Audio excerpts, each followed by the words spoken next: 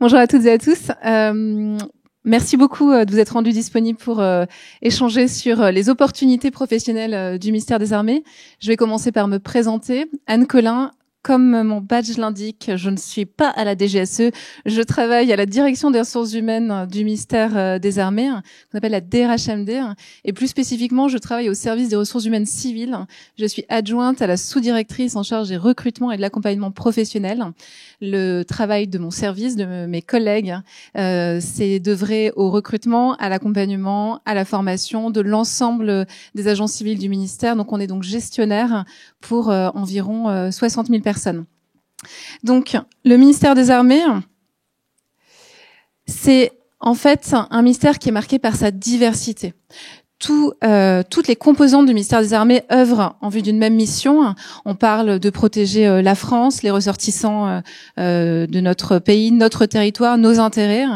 Mais c'est une très grande diversité concrètement d'employeurs, puisque c'est d'eux qu'on parle. En fait, le ministère des Armées, c'est plus de 20 employeurs, plus de 20 structures différentes qui recrutent des personnels civils.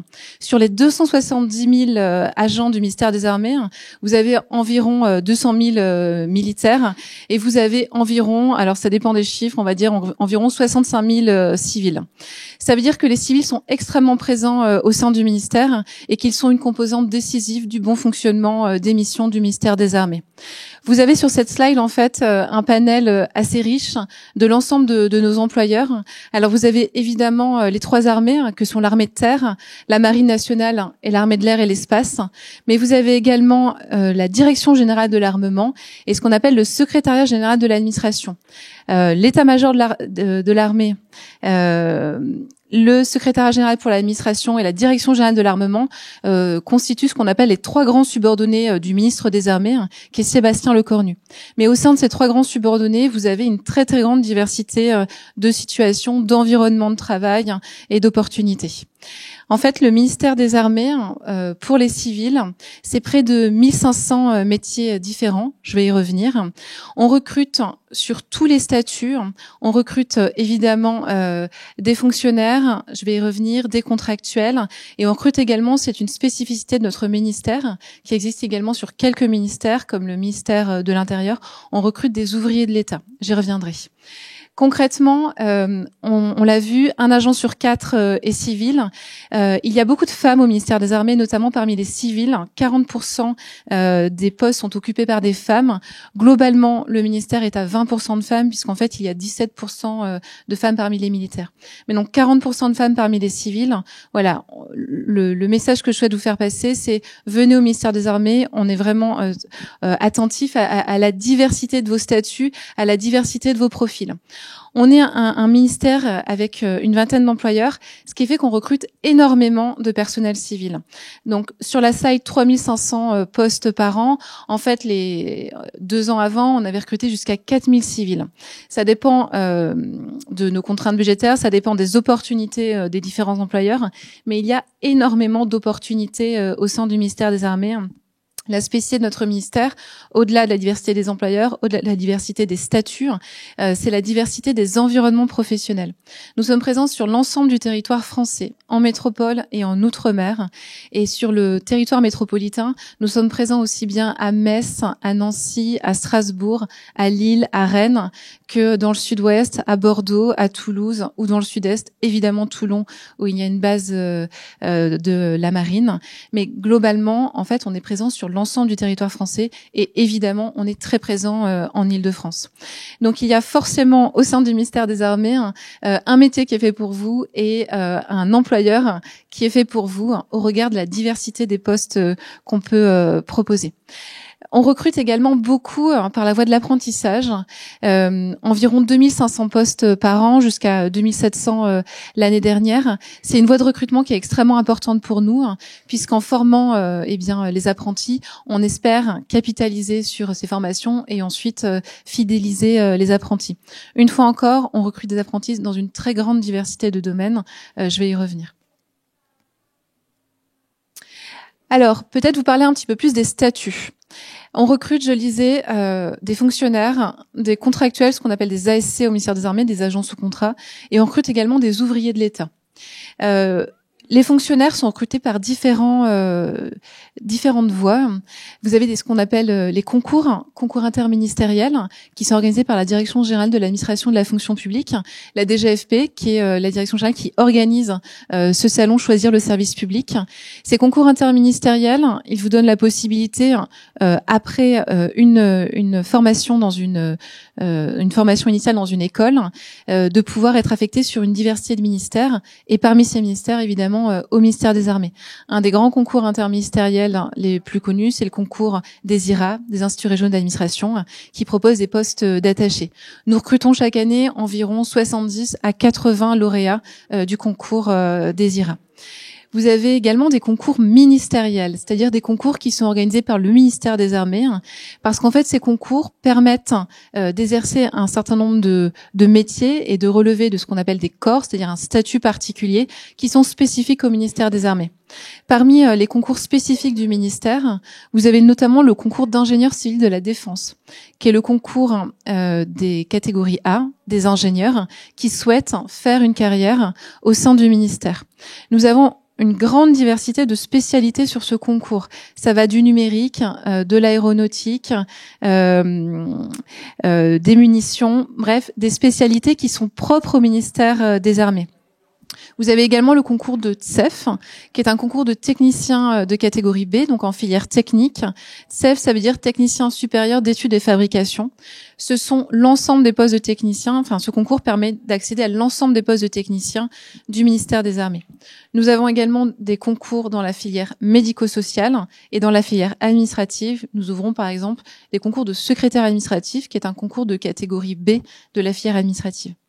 Donc, le ministère des Armées recrute beaucoup de fonctionnaires, naturellement, c'est le mode d'accès privilégié dans la fonction publique, via ces concours interministériels, via ces concours ministériels. Une fois que vous avez passé les concours, la chance, lorsque vous êtes fonctionnaire, c'est que vous avez une diversité d'opportunités qui s'ouvrent à vous.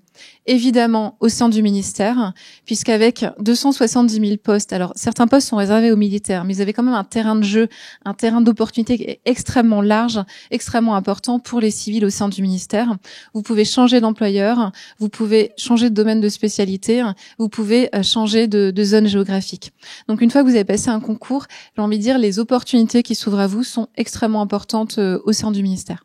La deuxième voie de recrutement qui gagne en puissance, qui monte en puissance au cours des années au sein du ministère des Armées comme dans l'ensemble des employeurs publics, c'est la voie contractuelle. On recrute beaucoup de contractuels au ministère des Armées pour exercer une très grande diversité de métiers également. Sachez qu'on peut recruter par CDI sur certains postes particulièrement en tension ou particulièrement exigeants, qui répondent aux priorités stratégiques du ministère. Mais sinon, le recrutement classique, je dirais, se fait par la voie du CDD 3 ans. Au terme de votre CDD, vous pouvez bénéficier d'un second CDD 3 ans et ensuite vous pouvez bénéficier d'une CDIsation. Ce sont des process classiques de la fonction publique, c'est pas du tout spécifique au ministère des Armées. Donc en fonction du poste sur lequel vous postulerez, vous pourrez soit bénéficier directement d'un CDI, soit bénéficier d'un CDD de 3 ans, 1 an ou 3 ans, mais avec des possibilités de CDIsation à la clé. L'objectif au sein du ministère, c'est une fois encore de pouvoir vous fidéliser si vous décidez de nous rejoindre et ensuite de pouvoir vous proposer de nouvelles opportunités pour capitaliser sur l'expérience que vous avez acquise, sur votre connaissance du fonctionnement du ministère, car c'est un ministère qui est un petit peu complexe en termes d'organisation, du fait de sa richesse, du fait de la diversité de ses missions. Donc une fois que vous avez rejoint le ministère, notre objectif, ça va être de vous garder le plus longtemps possible. J'évoque également le statut des ouvriers de l'État, qui est un statut très spécifique, qui est beaucoup moins bien connu. C'est un statut en fait qui permet de recruter des ouvriers très spécialisés avec des compétences très pointues dans une vingtaine de professions, ce qu'on appelle les professions matriculaires. Il y a un texte, un arrêté qui liste, c'est un décret même, qui liste ces professions et qui permet d'avoir un statut spécifique et donc d'accéder à des professions spécifiques au sein du ministère. Alors vous avez des professions assez exotiques comme piroguier en Guyane, puisqu'on est présent sur tout le territoire français, ou fauconnier sur nos bases aériennes pour protéger nos avions du danger que peuvent constituer certains oiseaux. Mais vous avez également beaucoup de postes dans la maintenance aéronautique, la maintenance des véhicules terrestres, la maintenance navale, beaucoup de postes très techniques avec, là aussi, pour ceux qui choisissent la voie des ouvriers d'État, des perspectives d'évolution spécifiques au sein du ministère. On va capitaliser sur votre expertise de départ et on va essayer de vous faire grandir au sein du ministère en valorisant vos compétences et vous donnant de plus en plus de responsabilités. On m'a posé la question tout à l'heure au stand, faut-il être français pour intégrer le ministère des Armées? Oui, si vous voulez devenir fonctionnaire, mais si vous avez la nationalité d'un pays de l'Union européenne, vous pouvez tout à fait être recruté au ministère des Armées, comme vous pouvez être recruté dans l'ensemble de la fonction publique. Et si vous n'avez pas la nationalité européenne, vous pouvez également être recruté sous contrat. La spécificité du ministère des Armées, comme sur certains autres ministères, par exemple à l'intérieur et sur certains postes à la justice ou au ministère des Affaires étrangères, c'est que vous allez travailler dans un environnement particulier, sensible. Tous les agents du ministère des Armées font l'objet d'une enquête de sécurité. Il faut le savoir, pour des raisons de sécurité, pour pouvoir accéder aux emprises militaires, la direction du renseignement, de la sécurité et de la défense procède à des enquêtes. C'est le cas pour tout le monde et en fonction du niveau d'expertise qui est requis sur votre poste et du niveau des informations que vous aurez à connaître, vous pourrez également faire l'objet d'une enquête pour avoir une habilitation secret ou habilitation très secret. Ça va dépendre de votre poste, mais c'est bon à savoir pour pas qu'il y ait de surprise au moment du recrutement. En tout cas, ça fait partie des formalités classiques de recrutement au sein du ministère des Armées. Sans condition d'aptitude physique, c'est important aussi puisque souvent on projette en fait les conditions des militaires sur les civils. Pas du tout. Il n'y a pas de condition d'aptitude physique au ministère des Armées. Il n'y a évidemment pas de condition d'âge. Les conditions d'âge sont tombées dans toute la fonction publique et elles ne s'appliquent pas chez nous. Et que vous ayez un diplôme, énormément de diplômes ou pas de diplômes, de la même manière, il y a une très grande diversité d'opportunités. On recrute en catégorie C, en catégorie B et en catégorie A, à proportion assez équivalente d'ailleurs sur les années. Donc, quel que soit votre profil, une fois encore, je vous invite à aller sur nos sites pour voir les différentes opportunités. J'ai évoqué déjà le critère de la nationalité, qui est un critère commun à l'ensemble de la fonction publique. Avoir satisfait aux exigences du service national, là aussi c'est assez classique, pas de spécificité du ministère. Et puis ne pas avoir fait l'objet d'une condamnation inscrite au bulletin numéro 2 du casier judiciaire, ça c'est classique aussi dans la fonction publique.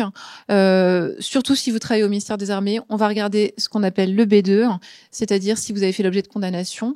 Et si vous avez fait l'objet de condamnation, quelle est la nature de ces condamnations? Alors, je viens à un domaine qui est extrêmement important, c'est celui de la diversité de nos métiers. 1500 métiers au ministère des Armées, c'est une réalité.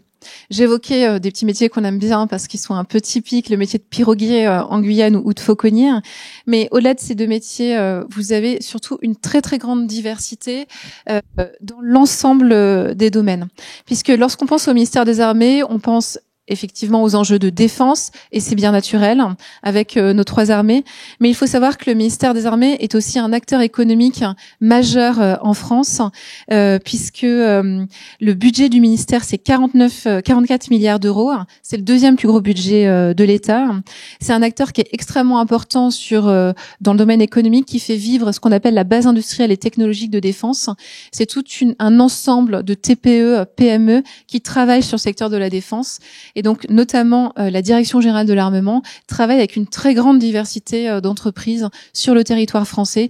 On a beaucoup parlé de Bourges ces derniers temps dans les journaux, mais sachez qu'il y a des entreprises de la BITD sur l'ensemble du territoire français. Le ministère des Armées, c'est aussi un très grand acteur culturel. On y pense moins, mais c'est un des plus grands acteurs culturels de l'État, puisque le ministère possède de très nombreux musées. Nous recrutons d'ailleurs dans la filière culturelle des conservateurs du patrimoine. Nous recrutons des archivistes. Évidemment, les archives du ministère des Armées sont extrêmement riches et font l'objet d'études, d'analyses scientifiques extrêmement poussées, avec régulièrement des publications pour mieux comprendre le passé, l'histoire de notre pays, l'histoire de France, l'histoire de l'Europe dans une moindre mesure, et surtout partager en fait les connaissances sur l'enseignement militaire. Donc le ministère des Armées, c'est un acteur évidemment prééminent dans le domaine de la défense, mais également un acteur économique et un acteur culturel. Et en fait, c'est cette diversité de missions que vous retrouvez dans nos métiers, puisqu'on est l'un des ministères qui exerce la plus grande diversité de métiers, qui a le plus grand nombre de statuts et qui a le plus grand nombre de métiers. C'est ce qui fait vraiment la spécificité du ministère des Armées par rapport notamment aux autres ministères. On vous a mis quelques exemples ici. Donc culture, patrimoine, éducation. C'est vrai que j'ai pas évoqué le domaine de l'éducation, mais le ministère est également très présent sur ce domaine, puisque nous avons des lycées militaires, nous avons des écoles de formation pour les militaires, mais qui accueillent également des civils. Nous avons des centres de formation internes au ministère qui accueillent civils et militaires.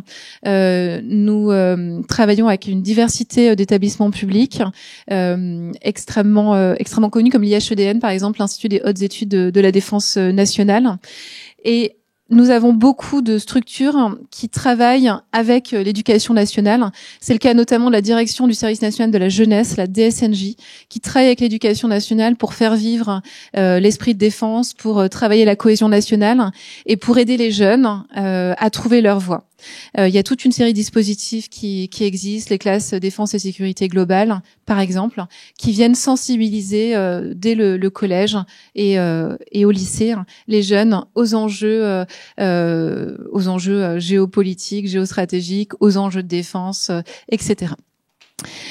Nous avons également toute une série de domaines que vous avez recrutés chez une diversité d'employeurs publics, le juridique, les ressources humaines, la logistique, les achats, les finances évidemment, puisque je le disais, on est un des plus gros budgets de l'État. Nous sommes également présents sur le secteur médical. Le ministère des Armées possède des hôpitaux, ce qu'on appelle les hôpitaux interarmées, et des hôpitaux de formation.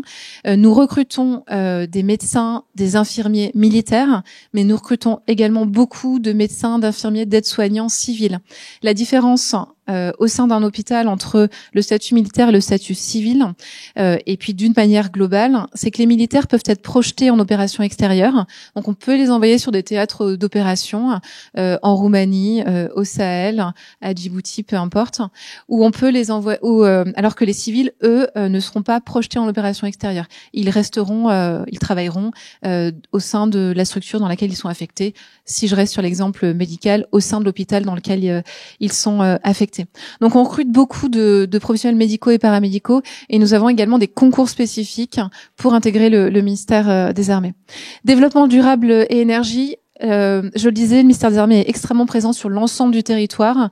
Ça veut dire que nous avons des emprises militaires sur tout le territoire. Ce sont des emprises qui sont extrêmement importantes. Le ministère, ça se sait moins, mais est aussi un refuge de biodiversité parce que nous avons des très grands espaces, par exemple pour l'entraînement des troupes ou pour toute une série de tests et d'essais. Et donc on veille sur les emprises militaires à travailler sur la biodiversité. Donc nous avons des experts en environnement également au sein du ministère des Armées. Évidemment, la mécanique, la maintenance, tout ce qui va nous permettre aux forces de mener à bien leur mission. Vous avez l'opportunité en tant que civil de travailler sur des avions comme les Rafales, les Mirage, les A400M. Aux côtés des militaires, toujours, il y a souvent une mixité dans les statuts sur le terrain. Mais non, une fois encore, un autre exemple. Si vous aimez la maintenance, si vous êtes dans ce domaine-là, sachez qu'au ministère des Armées, il y a des offres extrêmement diversifiées dans le domaine de la maintenance, que ce soit sur les véhicules, sur les avions, que ce soit sur les véhicules terrestres. Et évidemment, une des spécificités du ministère des Armées, qui existe également au ministère de la Justice, au ministère de l'Intérieur, par exemple, ce sont nos services de renseignement. Nous avons plusieurs services de renseignement du premier cercle, la Direction générale de la sécurité extérieure qui tient un stand ici, qui est présente sur le salon. Vous avez également la DRSD, que je crois avoir cité tout à l'heure, la Direction du renseignement, de la sécurité et de la défense, qui est chargée notamment des enquêtes de sécurité que j'évoquais. Vous avez la DRM, la Direction du renseignement militaire. Bref, vous avez plusieurs services de renseignement. Évidemment, pour intégrer ces services, il faut justifier outre d'une bonne motivation, outre d'un très bon CV, d'un projet professionnel particulier, puisque ce sont des métiers très spécifiques qui engagent particulièrement. Donc vous le voyez, une très très grande diversité.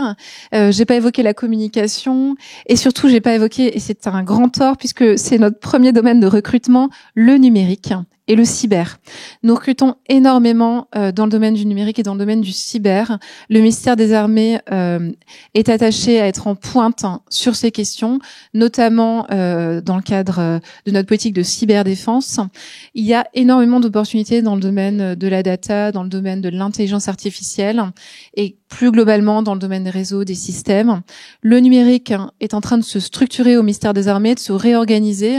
Va émerger à la rentrée un commissariat au numérique de défense, le CND, qui va agréger l'ensemble des compétences dans le domaine numérique au sein du ministère. Ceux et celles d'entre vous qui sont dans le numérique ont là aussi une très grande diversité d'opportunités qui pourra leur être proposée depuis la catégorie C jusqu'aux postes les plus pointus. On recrute des architectes, on recrute des urbanistes, on recrute des techniciens système, des ingénieurs réseau, on recrute sur tous les métiers du numérique. Donc n'hésitez pas à aller voir une fois encore ce qui est proposé.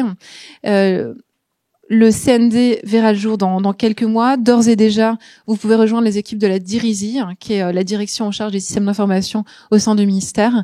Mais nous recrutons dans ce domaine sur l'ensemble des employeurs du ministère. Quelques exemples de métiers dans des environnements très différents. Travailler sur des bases de défense, sur des bases aériennes, travailler dans les bureaux, travailler en centrale à Ballard, qui est le centre névralgique du ministère des Armées, travailler en région parisienne sur tous nos sites, au Crémin-Bicêtre, à Saint-Germain-en-Laye, à Arcueil, ou travailler sur nos différents sites, sur les bases navales, à Brest, à Toulon et sur l'ensemble de nos bases aériennes. Bref, là, je le dis, je le répète, une très grande diversité. Le ministère est très attaché au recrutement et au maintien de l'emploi des personnes en situation de handicap. Nous dépassons l'obligation d'emploi et nous sommes très attachés à recruter régulièrement des personnes en situation de handicap et à les accompagner. Nous sommes employeurs handi engagés. Nous avons une convention avec le FIPHFP, qui est le fonds d'insertion des personnes handicapées dans la fonction publique. Voilà, il y a un gros enjeu au sein du ministère. Il y a un gros enjeu aussi sur l'égalité et la diversité. Je parlais de l'équilibre entre les femmes et les hommes au sein du ministère tout à l'heure. 40% de femmes parmi les civils, 20% au global sur l'ensemble du ministère. On travaille aux questions de diversité, on travaille aux questions de mixité. Vous avez peut-être entendu le ministre Sébastien Lecornu s'est beaucoup positionné sur la question, sur ces questions justement, et notamment sur la question de la lutte contre les violences sexistes et sexuelles. Le ministère est engagé sur l'ensemble de ces questions. Alors, pour connaître l'ensemble des postes, des opportunités qui s'offrent à vous, plusieurs options. Évidemment, le site Choisir le service public. Toutes nos offres vont basculer à un moment donné sur le site Choisir le service public pour le ministère des Armées. Si vous voulez faire une recherche un petit peu plus précise, vous pouvez aller sur notre site internet Devenez civil de la défense, qui vous orientera sur nos sites de recrutement. Il y a un site de recrutement spécifique pour les contractuels qui s'appelle e-recrutement, où vous pourrez trouver l'ensemble de nos offres de recrutement, que ce soit des offres de courte durée, des offres en CDD 1 an, 3 ans et plus rarement des CDI. Vous avez également un site qui est le site qui recense l'ensemble des concours du ministère des Armées, qui est le site Admissio, que vous trouverez également via le site internet Devenez civil de la défense. Et après, on s'attache au ministère des Armées à être présent sur un certain nombre de plateformes. Et on est notamment très présent sur la plateforme My Job Glasses, qui est une plateforme en fait où vous pouvez rencontrer des professionnels du ministère.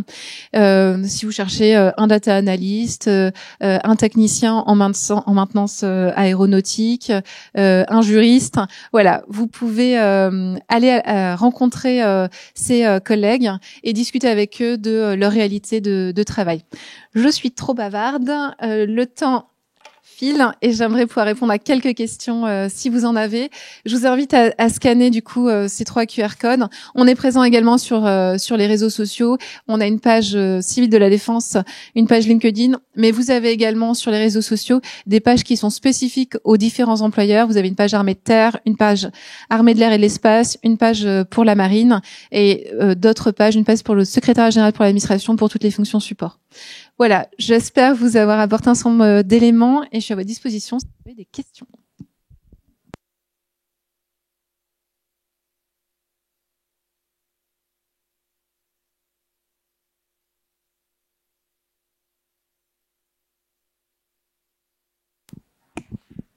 Merci beaucoup. Je me demandais, vous recrutez à peu près combien de contractuels par an en pourcentage?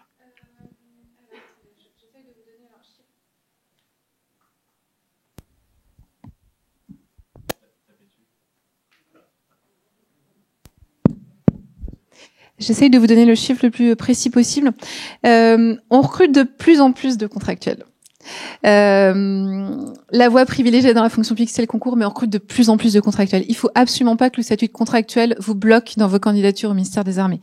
Ce serait vraiment dommage, parce que on recrute beaucoup de contractuels, parce qu'on cherche à avoir une diversité de profils, une diversité d'expériences, et on prend acte du fait que tout le monde ne souhaite pas passer les concours. Donc surtout, si vous souhaitez rejoindre le ministère et que vous n'avez pas passé de concours, n'hésitez pas à candidater. Ok, merci. Bonjour, merci beaucoup pour votre présentation. Est-ce que vous avez un peu une idée de la longueur type d'un processus de recrutement sur un poste plutôt de contractuel, que ce soit des postes avec et sans du coup enquête de défense, quel que soit son degré de granularité? Merci. Alors ça peut être long. Plusieurs semaines, c'est sûr, quelques mois. Il y a des enquêtes de sécurité pour tout le monde au ministère des Armées. L'enjeu, c'est de savoir quel est le niveau de votre enquête. En fait, on fait des enquêtes pour les stagiaires, mais c'est un premier niveau. Et ensuite, en fonction du poste que vous occupez, vous allez avoir une enquête de plus en plus approfondie, de plus en plus poussée, pour s'assurer que vous pouvez avoir accès à un certain nombre d'informations qui sont classées secret ou très secret. Donc, il faut pas se décourager. Le process peut être long. C'est une grosse machine, le ministère des Armées. Et puis, effectivement, par rapport à d'autres ministères ou d'autres employeurs publics, il y a cet enjeu des enquêtes qui vient rallonger un petit peu les process de recrutement. Donc, ne pas se décourager et maintenir le lien avec l'employeur pour garder la dynamique en marche. Bonjour, merci pour votre présentation. Donc, dans la continuité de ce que vient de dire mon voisin, est-ce que la date de prise de poste peut être négociable? Puisque justement, par exemple, moi j'ai quelques offres qui m'intéressent, mais par exemple ça se libère au mois de juin et moi je serais pas dispo par exemple avant septembre. Comment ça peut se négocier sans que ça froisse un peu les... Alors c'est toujours du cas par cas, donc je vais vous faire une réponse très générale, mais souvent la date l'objectif calendaire que l'on met dans les offres d'emploi, c'est souvent la date à partir de laquelle le poste devient vacant. On sait très bien qu'il peut y avoir des contraintes et que vous ne pouvez pas être en capacité de pourvoir le poste au moment où celui-ci se libère. Donc il y a aucune difficulté, il faut en parler avec votre employeur. Sur certains cas très rares, ça pourra peut-être être bloquant, mais dans une majorité de cas, à mon avis, ça ne le sera pas et il y aura une souplesse et une discussion avec votre employeur. C'est aussi l'occasion pour vous de faire part à votre employeur de vos éventuelles contraintes et d'avoir l'occasion d'en échanger.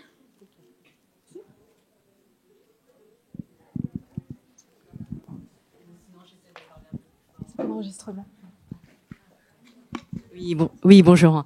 Vous évoquiez tout à l'heure, il existe énormément donc d'employeurs et pour connaître les différentes opportunités, je voudrais savoir est-ce qu'il y a un site qui centralise qui centralise toutes les opportunités de ces différents employeurs, pour que nous puissions en fait mieux faire notre recherche. Ce site, c'est Choisir le service public. C'est là où vous êtes sûr d'avoir toutes les offres d'emploi de tous les employeurs du ministère des Armées. Après, sur certains employeurs très spécifiques, type des GSE, je vous invite à aller vous renseigner particulièrement si c'est dans l'hypothèse où ça vous intéresserait. Mais sinon, l'ensemble des employeurs publient leur offre d'emploi sur le site Choisir le service public. D'accord. Donc choisir le service public, ça centralise en fait toutes les offres d'emploi. Pour le ministère des Armées, comme pour tous les ministères, comme pour tous les employeurs publics. Parce que pour la dire ici, il me semble en fait ils ont créé une application qui s'appelle le Barn. Alors tout à fait, oui. Et je crois que le service choisir le service public également en fait une application. Donc la question que je me suis posée, c'est est-ce qu'il faut qu'on télécharge plusieurs applications pour pouvoir en fait pour connaître les différentes opportunités, ou alors est-ce qu'il y a quelque chose une application unique qui nous permet justement d'avoir toutes les opportunités. Alors, comme le numérique est très important au ministère des Armées, effectivement, il y a un bureau d'accompagnement au recrutement dans le domaine du numérique, le BARN, qui a été créé, ce que vous évoquez, qui a souhaité se doter de sa propre application. Là, le BARN est en train de travailler sur l'interopérabilité entre son application et l'application CSP. Donc, actuellement, ça, c'est pas le cas. Donc, vous aurez toutes les offres d'emploi du numérique via l'application du BARN, mais vous aurez toutes les offres d'emploi de notre domaine. Oui. Voilà, tous les emplois tout court sur le site Choisir le service public. Voilà, ça explique. C'est une spécificité. C'est vrai que je l'ai pas évoqué, mais c'est une spécificité des domaines du numérique. L'idée, c'est de donner une plateforme où il y a toutes les offres numériques pour le ministère. Mais c'est une exception.